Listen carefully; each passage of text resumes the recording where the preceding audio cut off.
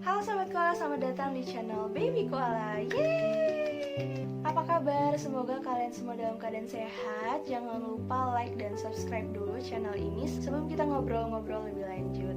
Oke, sebelumnya aku udah pernah bahas di konten Instagram dan TikTokku terkait self-awareness. Nah, di sini di channel ini aku bakal bahas lebih detail, lebih dalam lagi tentang self-awareness. Tonton sampai habis ya.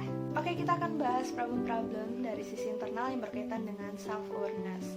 Yang pertama adalah overthinking. Overthinking tentang masa lalu, masa sekarang, dan masa yang akan datang. Contohnya, aduh aku dulu begini, aku dulu begitu. Orang-orang suka nggak ya sama aku? Orang-orang bisa nerima aku nggak ya di sini? Aduh, tadi presentasiku bagus nggak ya? Aduh, dosen tadi marah nggak ya sama aku? Aduh, kok aku tadi ngerasa mereka ngomongin aku di belakang ya? Aduh, aku takut nih, aku takut nanti nggak sukses, aku takut nanti aku gagal, aku takut nggak bisa bagian orang tua aku, dan masih banyak lagi. Kenapa itu bisa terjadi? Karena kurangnya kesadaran dalam diri kita bahwa gak semua hal harus kita pikirkan dan gak semua yang kita pikirkan itu benar.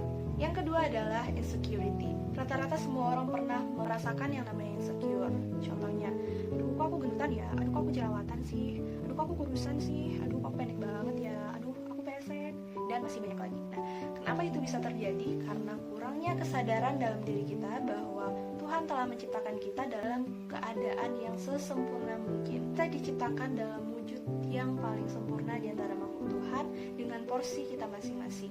Terjadi karena kurangnya rasa syukur kita dan terlalu memikirkan apa kata orang. Yang ketiga adalah keinginan untuk menjadi pribadi yang produktif. Gak ada yang salah sih dari ini. Yang salahnya di mana? Contoh, aduh aku capek banget deh nge-scroll TikTok mulu, nge-scroll sosmed mulu. Aku pengen produktif deh. Aku pengen ikut organisasi, aku pengen aktif di komunitas, aku pengen ikut magang, aku pengen part-time, dan lain-lain sebagainya. Nah, kesalahannya adalah karena berpatok pada harapan dan keinginan tanpa melakukan aksi dan perbuatan. Nah, kenapa itu bisa terjadi? Karena kurangnya kesadaran dalam diri kita bahwa untuk mewujudkan harapan dan keinginan, kita perlu melakukan usaha dan kerja keras. Jangan di skip ya. Yang keempat adalah tentang cara pengambilan keputusan. Nah, dalam mengambil sebuah keputusan, kita membutuhkan kesadaran diri yang penuh. Nah, mungkin gak sih kita ngambil keputusan dalam kondisi gak sadar? Ya, mungkin aja. Tapi dampaknya adalah ketika kita memutuskan suatu hal dalam kondisi yang tidak sadar, maka akan timbul rasa penyesalan, menyalahkan orang lain, dan lain sebagainya. Yang kelima adalah penyakit fisik atau biologis. Nah, seperti yang aku jabarkan kemarin, ada sakit perut, asam lambung, usus buntu, hepatitis, jantung, kanker, dan lain sebagainya. Kenapa itu bisa terjadi? Karena kurangnya kesadaran dalam diri kita tentang pentingnya menjaga kesehatan, menjaga pola makan, dan menjalani hidup yang sehat. Selanjutnya kita akan bahas problem-problem eksternal yang berkaitan dengan self-awareness. Yang pertama adalah isu pelecehan seksual, yang mana kita semua tahu bahwa di Indonesia, isu pelecehan seksual dari dulu sampai sekarang tidak pernah padam. Bahkan saat ini, isu terkait pelecehan seksual meningkat drastis. Kenapa ini bisa terjadi? Lagi-lagi karena kurangnya kesadaran dalam diri kita tentang cara membedakan perilaku baik dan yang buruk. Kemudian kurangnya edukasi tentang seksualitas kepada diri kita sendiri. Apabila ada kesadaran dalam diri kita, maka kita akan cenderung menjaga diri kita untuk tidak menjadi pelaku dari pelecehan seksual, dan kita juga bisa melindungi diri kita untuk tidak menjadi korban dari perilaku kekerasan seksual. Berikutnya adalah permasalahan terkait transgender dan LGBT. Dulu di Indonesia mereka dianggap sebagai kaum minoritas, namun fenomena yang terjadi sekarang justru sangat berubah drastis. Keberadaan LGBT dan transgender semakin nyata di hadapan kita, bahkan mereka tidak segan-segan untuk mempublish diri mereka ke sosial media dan lain sebagainya. Kenapa itu terjadi? Itu terjadi karena sebagian masyarakat sudah banyak yang menormalkan hal itu. Banyak orang yang mengatakan bahwa itu adalah hak asasi manusia, hak setiap individu terhadap dirinya sendiri. Kesalahannya adalah lagi-lagi pastinya terletak pada kesadaran diri manusia atau individu. Kurangnya kesadaran dalam diri individu bahwa itu adalah suatu kesalahan, menormalkan sesuatu yang tidak normal dan menghalalkan sesuatu yang haram. Selanjutnya adalah tips gimana caranya meningkatkan self-awareness dalam diri kita. Yang pertama adalah dengan cara bangun pagi.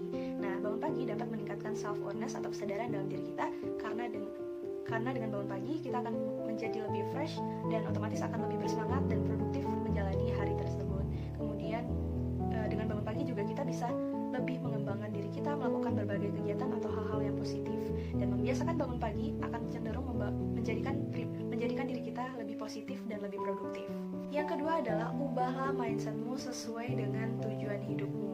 Nah, kita harus Kita harus membuang pikiran-pikiran negatif dan pikiran-pikiran masa lalu yang menghalangi kita untuk maju.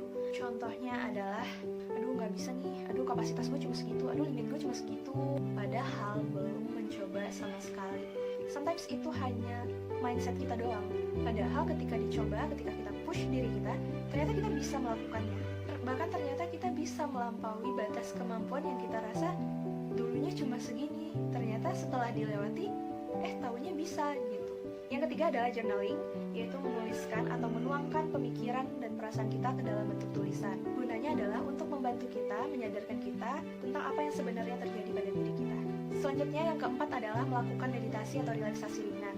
Kenapa meditasi dan relaksasi ringan dapat membantu meningkatkan self-awareness kita adalah karena tuhan lembut dan pola pengolahan nafas yang baik dan benar akan mampu meningkatkan kesadaran diri kita tentang apa yang terjadi pada panca indera kita dan hal-hal sederhana yang terjadi pada hidup kita. Yang kelima adalah meningkatkan support system awareness. Gunanya adalah untuk menyadarkan kita, membantu kita memunculkan kesadaran diri kita. Maka disitulah peran mereka sebagai orang-orang yang mensupport kita, membantu memvalidasi atau meluruskan ketidaksadaran itu. Nah, tips yang terakhir nih, yang keenam, yang memunculkan keambiguan, yang menyebabkan pro kontra antara kita adalah rangkulah kebodohanmu. Nah, maksudnya gimana sih? Maksudnya adalah gak apa-apa kok untuk mengakui ketidaktahuan kita, kekurangan kita. Gak ada yang salah dengan ketidaktahuan itu. Nah, karena kan memang kita harus belajar sesuatu yang baru. Kalau kita udah menanamkan mindset malu karena tidak tahu, takut karena tidak tahu, kita nggak akan pernah belajar. Nggak apa-apa untuk mengakui ketidaktahuan, nggak apa-apa untuk mengakui kekurangan kita, karena dari kita mengakui kekurangan dan ketidaktahuan itu secara tidak langsung menunjukkan bahwa kita memiliki kesadaran diri yang baik, dan dari kesadaran diri itu kita bisa belajar untuk menjadi lebih baik, mengimprove diri kita, mencari pengetahuan lebih luas lagi. Oke, itu dia tips-tips dari aku tentang gimana caranya ngebangun self-awareness dalam diri kita. Nah, udah clear ya? Oke, segitu dulu dari aku. Terima kasih udah nonton videonya dari awal sampai akhir. Jangan lupa di like, comment, dan subscribe. Dadah!